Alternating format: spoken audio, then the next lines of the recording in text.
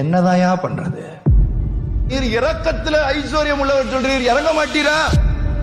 உபவாசம் பண்ணிட்டேன், ஜெபிச்சு பார்த்துட்டேன், பைபிளை எடுத்து படிச்சுட்டேன், காணிக்க கொடுத்துட்டேன், சர்ச்சுக்கு ரெகுலரா வர ஆரம்பிச்சுட்டேன், உபவாச கூட்டத்துக்கு வந்துட்டேன், என்ன செஞ்சாலும் நான் இறங்கவே மாட்டேன், இந்த பஞ்சத்தை திருப்பவே மாட்டேன்னு சொல்றீர. என்ன ஆண்டவரே, நீர் இரக்கத்துல ஐஸ்வர்யம் உள்ளவர் சொல்றீர், இறங்க மாட்டீரா?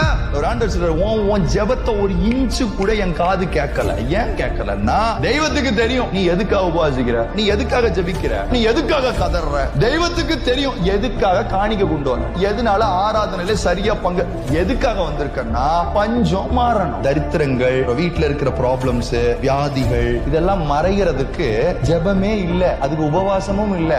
ஆண்டவர் சொல்றாரு, எப்பா நீ எதுக்காக உபவாசிக்கணும்னா, பாவம் செஞ்சுட்டு ஆண்டவரே என்னைய மன்னிச்சு மறுபடியும் உங்க உறவுக்குள்ள என்னை சேர்த்துக்கங்கன்னு உபவாசி. But the problem is we always go to the presence of God to let him change the situation, but he will never do it. நீங்க எல்லாம் ஆசீர்வாதமா இருக்கணும். பூமியை சுதந்தரிக்கிறவர்களா, பூமியில உப்பாய் வெளிச்சமாய் பலருக்கும் பிரயோஜனம் உள்ளவர்களாய் நீங்கள் மாற வேண்டும் என்கிறதுனால ஆண்டவர் இன்னைக்கு சொல்றாரு, பிள்ளை உன்னை நான் ஆசீர்வதிக்கணும்